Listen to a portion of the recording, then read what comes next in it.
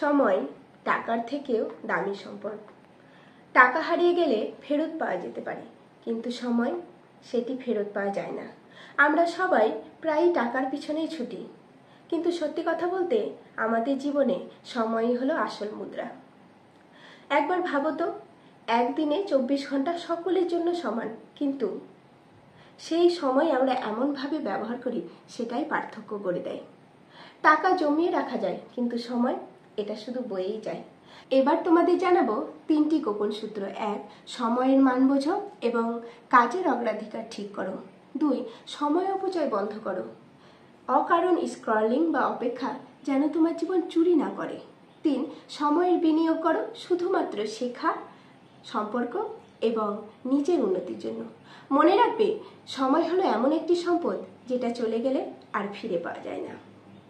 Rin daily blog মানে প্রতিদিন নতুন ভাবনা এবং জীবনের আসল মানে খুঁজে পাওয়ার পথ।